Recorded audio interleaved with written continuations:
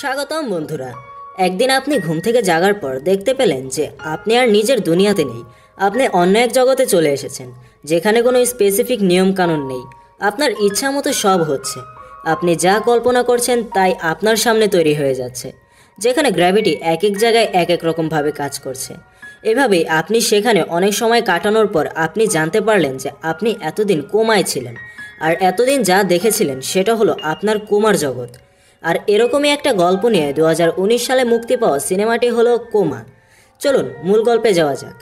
গল্পের শুরুতে আমাদের একজন অচেনা ব্যক্তিকে দেখানো হয় যে নিজের রুমে ঘুমাচ্ছে। ঘুম থেকে উঠে সে দেখে যে তার সামনে এক বিশাল শহরের সেট।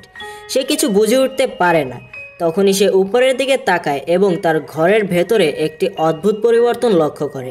এই বিষয়টি দেখে সে ভয় পেয়ে বাইরে চলে আসে, কিন্তু বাইরে আসার পর সে দেখতে পায় যে বাইরের অবস্থা তো আরও বেশি খারাপ। সে দেখে যে পুরো দুনিয়া উথাল পাথাল হয়ে গেছে, সব কিছু ভাঙাচোরা। সে এরকম অদ্ভুত দুনিয়া আগে কখনো দেখেনি, অর্থাৎ সে তার দুনিয়া থেকে অন্য কোনো দুনিয়ায় চলে এসেছে। সেই সব কিছু বিশ্বাস করতে পারছিল না। সে দেখে যে তার আশেপাশে চলাফেরা করা মানুষগুলোর অবস্থা খুবই খারাপ। কারো হাত নেই তো কারো শরীরের অর্ধেকটাই নেই, কেউ হয়তো পোড়া, আর সবাই এরকম অবস্থায় চলতে থাকে। সে এই বিষয়গুলো ভেবে উঠতে পারছিল না। সে এক জায়গায় যায়, এখানে জানানো হয় যে লোকটির নাম ভিক্টর, যে এই অবস্থায় কিছু বুঝতে পারছিল না। তার আশেপাশের দুনিয়া যেন তাকে ধোঁকা দিচ্ছে। আর ঠিক এই অবস্থায় একটি কালো ছায়ার মতো ক্রিয়েচার ভিক্টরের পিছে লেগে যায়। কালো ছায়াটি ভিক্টরকে প্রায় মেরেই ফেলছিল। তখন কিছু লোক এসে ভিক্টরকে বাঁচায়, কিন্তু ওই ছায়া তাদের পিছু এখনও ছাড়েনি। সে ছায়াটা তাদের পেছনে এখনও লেগে আছে। তারা দৌড়াতে থাকে এবং কোনো এক জায়গায় গিয়ে পৌঁছায় যেখানে সামনে আর রাস্তা ছিল না। আর এখানেই আমরা বুঝতে পারি তারা যেই স্থানটিতে আছে সেই স্থানটি সম্পূর্ণভাবে ভাসমান। সেখানে ভিক্টর অনেক ভয় পাচ্ছিল, কিন্তু তাদের পিছে যেহেতু কালো ছায়া লেগেছিল সেহেতু তাদের তিনজনের মধ্যে একজন ভিক্টরকে জোরে ধাক্কা মেরে সামনে ফেলে দেয়। ভিক্টর এতে ভয় পেলেও আসলে তেমন কিছুই না। ভিক্টর নিচে পড়ার সাথে সাথেই গ্র্যাভিটি চেঞ্জ হয়ে যায় এবং ভিক্টরের শরীর ওই মার্কেটের গ্র্যাভিটি অনুযায়ী মানিয়ে নেয় এবং সে সেখানে দাঁড়াতে পারে। এভাবে একে একে তিনজন সেখানে চলে আসে। ভিক্টর কিছুই বিশ্বাস করতে পারছিল না, কিন্তু সে ছায়াটা এখনও তাদের পিছু ছাড়েনি। সে ছায়াটি তাদের পেছনে লেগেই আছে। এই অবস্থায় তাদের মধ্যে একজন ছায়াকে ধ্বংস করতে গিয়ে নিজেও মারা যায়, অর্থাৎ সে নিজেকে উৎসর্গ করে দিয়ে ওই ছায়াটির হাত থেকে তাদেরকে বাঁচায়। তবে ভিক্টর এখানে যেন এখনও একটা শকের মধ্যে ছিল। ভিক্টর কিছুই বুঝে উঠতে পারছিল না। ভিক্টর বেঁচে থাকা মেয়েটিকে জিজ্ঞাসা করে যে তোমরা কারা, আমি এখানে কিভাবে আসলাম, আর এই সব হচ্ছেই বা কিভাবে। সে বলে আমার নাম সোয়াইপ এবং আমার সাথের ওই জনের নাম ফ্যান্টম। সে বলে যে ভিক্টর, তুমি এখন কোমায় আছো, আর এই দুনিয়াটা তৈরি হয়েছে কোমার মানুষদের নিয়ে, অর্থাৎ যারা এখন বাস্তব দুনিয়ায় কোমায় আছে তারা এই দুনিয়াতে বসবাস করছে। আর এই দুনিয়াটি তৈরি হয়েছে কোমায় থাকা মানুষদের স্বপ্ন নিয়ে। আর স্বপ্ন যেহেতু সবসময় ওলটপালট হয়, তাই এই দুনিয়াটাও ওলটপালট। তারা সবাই হাঁটতে হাঁটতে এক জায়গায় পৌঁছে যায় যেখানে ওপরে একটি বিশাল ঝুলন্ত বিল্ডিং ছিল। তারা বলে যে আমরা ওখানেই থাকি। এটা বলে তারা একটি ভাঙাচোরা বাসের এক দরজা দিয়ে ঢুকে যায় এবং অবাক করার মতো বিষয় এটা যে ভিক্টর দেখতে পায় বাসের এক দরজা দিয়ে ঢুকে যখন সে অন্য দরজা দিয়ে বের হয় তখন তারা ওই ঝুলন্ত বিল্ডিংয়ের স্থানে পৌঁছে গিয়েছে। অর্থাৎ এখানে ওই বাসটা আসলে এক ধরনের ওয়ার্ম হোল টাইপের। তাদের দলের আরেকটি মেয়ে ছিল যার নাম হলো ফ্লাই। ভিক্টর তাকে জিজ্ঞাসা করে আসলে এখানে কি হচ্ছে। ভিক্টর তাকে জিজ্ঞাসা করে যে ওই কালো ছায়াগুলোই বা কারা ছিল, তারা আমাদের পেছনেই কেন লেগে আছে। তখন ফ্লাই বলে যে বাস্তব দুনিয়ায় যারা কোমায় থাকা অবস্থায় মারা যায় অথবা এই দুনিয়াতে এসে মারা যায় সে ওই কালো ছায়ায় রূপান্তরিত হয় এবং তারা সম্পূর্ণভাবে কালো ওই শক্তিতে পরিণত হয়, যেগুলোকে আমরা রিপার্স বলি। তারপর ফ্লাই তাকে একটি জায়গায় নিয়ে বলে যে এটাই তোমার ঘর, এখন গিয়ে ঘুমিয়ে পড়ো, আর রাতে তুমি যাই স্বপ্ন দেখবে সেটাই তোমার এই দুনিয়াতে অ্যাড হতে থাকবে। ভিক্টর সেখানে ঘুমিয়ে পড়ে এবং পরবর্তী সকালে সে যখন উঠে দেখে যে ফ্লাইয়ের কথাই সত্য হয়েছে। ভিক্টর সেখানে তার ওই ভাঙাচোরা গাড়িকে দেখতে পায় যাতে সে অ্যাক্সিডেন্ট করেছিল এবং কোমায় চলে এসেছে। তার পরবর্তীতে সে ফ্যান্টমের কাছে যায়। ফ্যান্টম তাকে বলে যে এই দুনিয়ায় যারা আছে তাদের সবারই একটা না একটা পাওয়ার আছে, বিশেষ একটা পাওয়ার যেটা শুধুমাত্র তার মধ্যেই আছে। কিন্তু ওই পাওয়ার সম্পর্কে জানতে হলে তাদের খুব কঠিন একটি পরীক্ষা দিতে হয়, আর এই পরীক্ষাটি হলো অমানবিক নির্যাতন। এর পরবর্তী মুহূর্তে ভিক্টর তার পাওয়ার সম্পর্কে জানতে রাজি হয়, ফলে ফ্যান্টম তাকে অনেক অমানবিক নির্যাতনের পরিস্থিতিতে ফেলে। সে অনেক চেষ্টা করে তার পাওয়ারের কথা মনে করার, কিন্তু সে কিছুই মনে করতে পারে না। আর তখন সে তার কাছে এসে বলে যে তুমি দুনিয়াতে করতেই বা কি। তখন ভিক্টর তাকে বলে যে আমি একজন আর্কিটেক্ট ছিলাম, যাই হোক, তার পরবর্তী মুহূর্তে তারা এক যাত্রা শুরু করে, আর সেটা হলো অস্ত্রের খোঁজ। আসলে তাদের এই দুনিয়াতে বেঁচে থাকার জন্য এবং তাদের মিশনগুলো পরিচালনা করার জন্য কিছু অস্ত্রের প্রয়োজন ছিল, আর এখানে সেগুলো ছিল, কিন্তু সে অস্ত্রগুলো ছিল অন্য এক দলের কাছে। তারা ওই স্থানে যায়, সেখানকার মানুষদের কাছে ওই অস্ত্রগুলো ছিল, কিন্তু তারা সেখানে পৌঁছাতে না পৌঁছাতেই তারা আক্রমণ শুরু করে দেয় এবং সে আক্রমণকে ভিক্টরের দল সম্পূর্ণ ক্ষমতার সাথে প্রতিহত করার চেষ্টা করে এবং এক সময় তারা তাদের হারিয়ে ওই অস্ত্রের গোডাউন পর্যন্ত পৌঁছে যায়। কিন্তু এখানে একটা সমস্যা হয়, তাদের অস্ত্রের জোগাড় করার আগে সেখানে আরও 3টি রিপার্স চলে আসে, আর তখন সেখানে একজন লোক উপরে বোমার খোঁজ করছিল।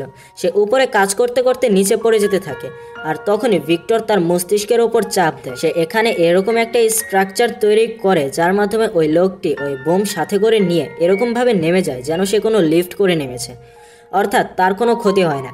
আবার এর বাড়তি সুবিধা অনুযায়ী সেই রিপার্সগুলো তাদেরকে খুঁজে পায় না এবং তারা সবাই তাদের বাড়িতে নিরাপদে চলে আসে। ফলে সবাই ভিক্টরের ওপর অনেক সন্তুষ্ট ছিল, কারণ ভিক্টরের পাওয়ার সম্পর্কে সে জেনে গেছে এবং তার পাওয়ারটা এমন ছিল যেটা সবার থেকে আলাদা এবং বিশেষ। তাদের মধ্যে আরেকজন লোক ছিল যে ছিল তাদের সবার লিডার, তার নাম ছিল ইয়েন। আর লিডার এই কারণে যে সেই সবার প্রথমে এই কোমার দুনিয়াতে এসেছে। ইয়েনও ভিক্টরের ওপর অনেক খুশি ছিল। ইয়েন ভিক্টরকে প্রস্তাব দেয় তাদের জন্য এরকম একটি শহর তৈরি করতে হবে যে শহরে কোনো রিপার্স ঢুকতে পারবে না, অর্থাৎ তারা চায় তাদের জন্য একটি নিরাপদ শহর, আর ভিক্টর এতে রাজি হয়ে যায় কারণ ভিক্টরের নিজেরও নিরাপত্তার প্রয়োজন ছিল। এ কারণে ভিক্টর এবং তার দলের সবাই পরবর্তী সকালে রওনা দেয় একটি নিরাপদ স্থানের খোঁজে যেখানে ভিক্টর নির্মাণ করতে পারবে। তবে তার পরের মুহূর্তেই সেখানে আরও কিছু রিপার্স অর্থাৎ সেই কালো ছায়াগুলো চলে আসে, আর ভিক্টর তার কাজ শুরু করতে পারে না। তারা সবাই আক্রমণ শুরু করে দেয়। তারা ভিক্টরকেও আক্রমণ করে, কিন্তু ভিক্টরের দলের বাকি লোকজন তাকে কোনোরকমভাবে বাঁচিয়ে নেয় কারণ সে ছিল সবার থেকে স্পেশাল। তারা ভিক্টরকে বাঁচিয়ে নিয়ে যাওয়ার পর ফ্যান্টম তার কাছে আসে।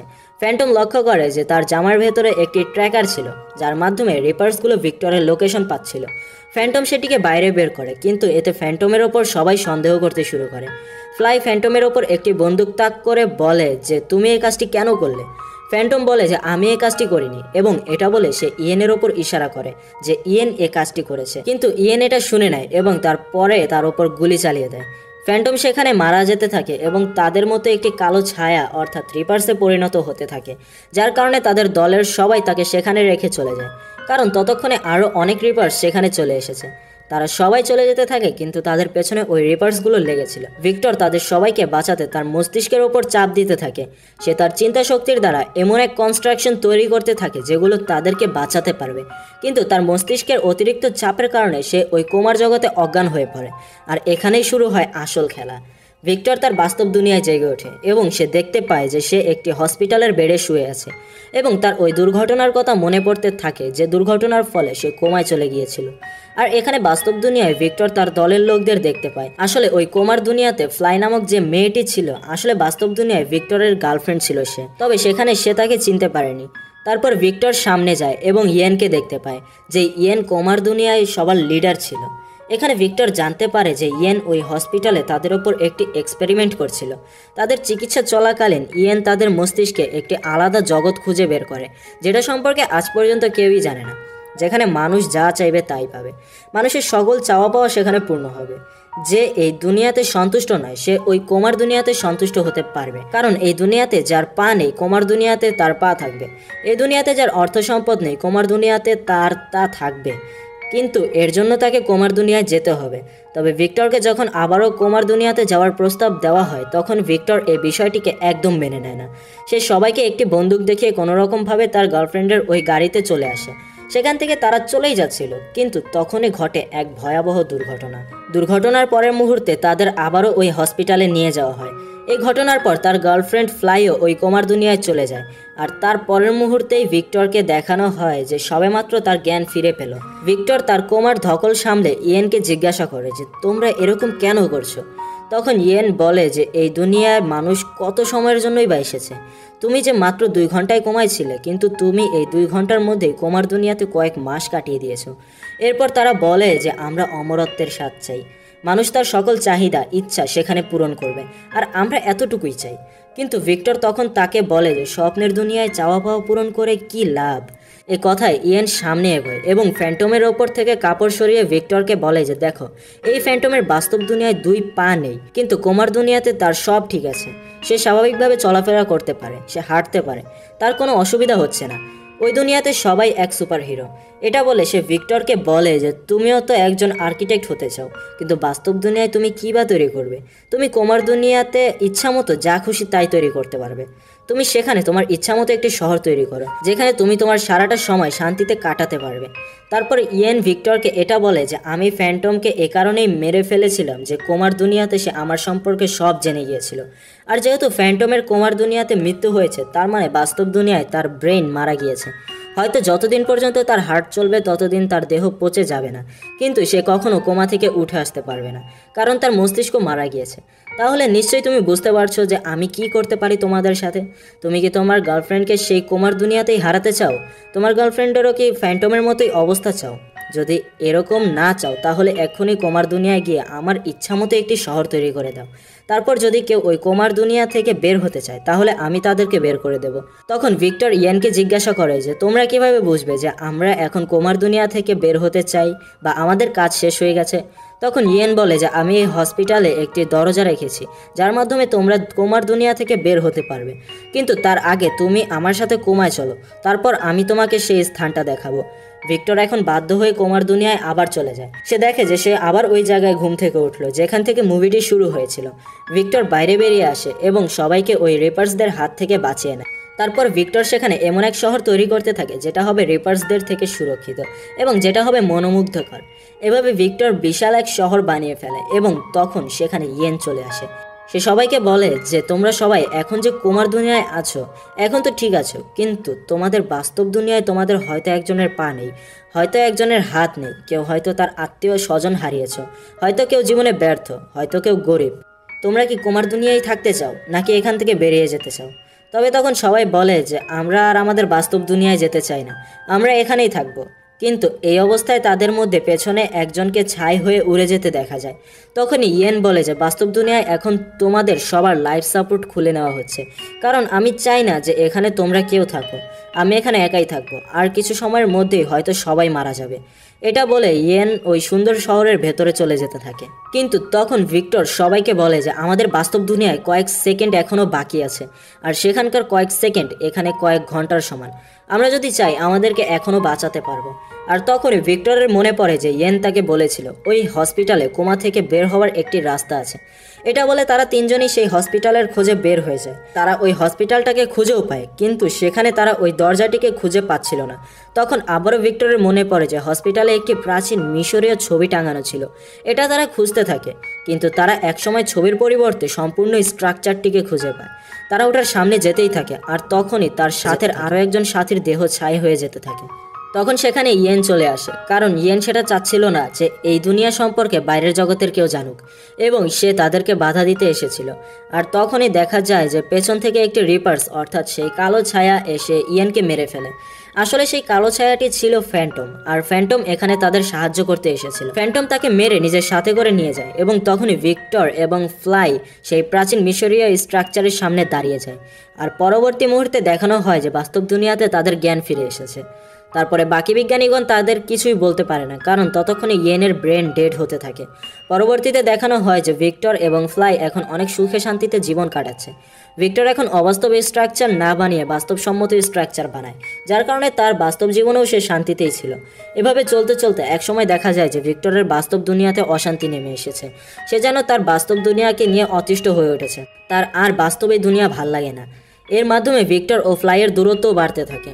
তখন ভিক্টর চিন্তা করে যে সে কি আবার ওই কোমার দুনিয়াতে চলে যাবে নাকি এখানেই থেকে যাবে, এবং এই কনফিউশনের মাধ্যমে শেষ হয় আজকের সিনেমা দি কোমা। আশা করি আজকের ভিডিওটি আপনার ভালো লেগেছে।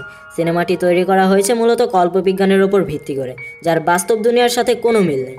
যদি আপনি কিছু শিখে থাকেন বা গল্পটি যদি আপনার ভালো লেগে থাকে তাহলে নিচে লাইকের মাধ্যমে জানাতে পারেন। এরকমই ভিডিও পরবর্তীতে আরও পেতে নিচে সাবস্ক্রাইব করে বেল আইকনটি বাজিয়ে রাখবেন। কমেন্টের মাধ্যমে জানাতে পারেন পরবর্তীতে কোন মুভির এক্সপ্লেনেশন আপনি চান। আমি চেষ্টা করব আপনার কথা রাখতে। অবশেষে থ্যাঙ্কস ফর ওয়াচিং।